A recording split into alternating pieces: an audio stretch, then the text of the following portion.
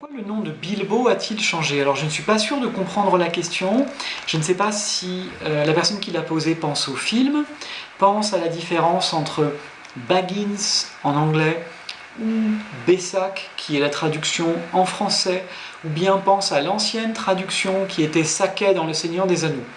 Ce que je peux dire, c'est que dans la nouvelle traduction du Seigneur des Anneaux, comme dans la nouvelle traduction du Hobbit, Daniel Lauzon, le traducteur, a choisi Bessac parce que Tolkien avait demandé au traducteur que dans le nom de Bilbo, on entende le mot sac, bag.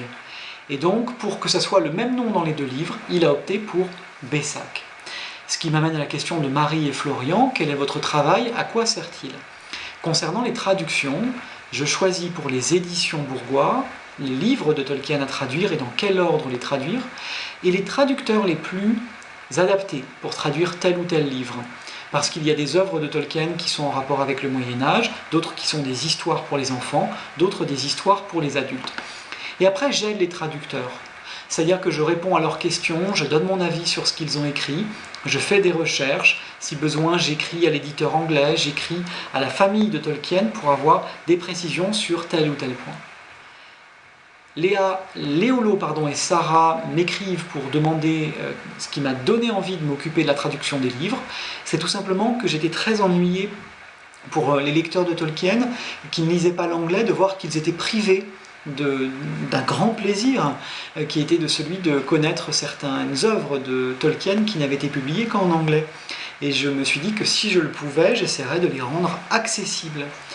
Comment est-ce qu'on les rend accessibles? Comment est-ce qu'on traduit un livre? Dans le cas du Seigneur des Anneaux, par exemple, on lit plusieurs fois le livre. Daniel Lauzon lit le Seigneur des Anneaux depuis plusieurs années en réalité. Et il s'est mis à la table de travail avec le livre de Tolkien en anglais sous les yeux, son ordinateur, et il a écrit en français une version en français de ce qu'il lisait. Donc à la fois il faut être fidèle au texte, mais en même temps il faut savoir qu'on s'adresse à un public qui lit le français, avec peut-être des références différentes. Alors Daniel Lauzon m'a envoyé sa traduction en plusieurs fois, j'ai réagi, je donnais mon avis, un peu comme votre professeur corrige des copies, sauf que là ça n'était pas une correction, c'était des indications. Voilà. Et il a fallu 1 an à Daniel Lauzon pour traduire la première partie du Seigneur des Anneaux, La Fraternité de l'Anneau, qui a été publiée en octobre.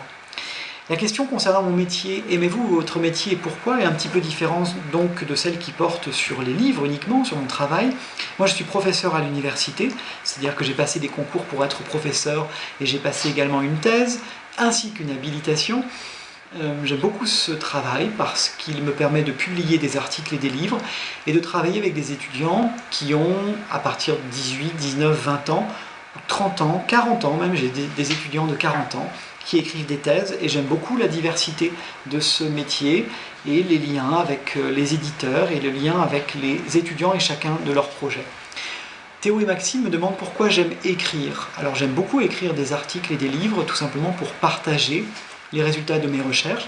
Je passe beaucoup de temps à lire des livres ou en bibliothèque et lorsque je trouve des idées qui sont de nature à pouvoir éclairer un texte de Tolkien et que je sais que ça peut intéresser les lecteurs de Tolkien, alors j'écris un article que je publie pour qu'il soit diffusé.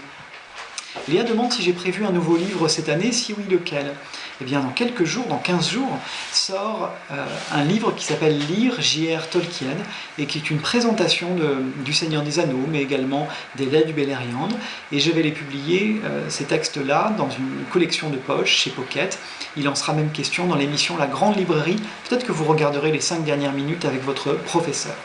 Je terminerai par une question qui est double. Est-ce qu'un livre a marqué votre vie? Quel est votre livre préféré?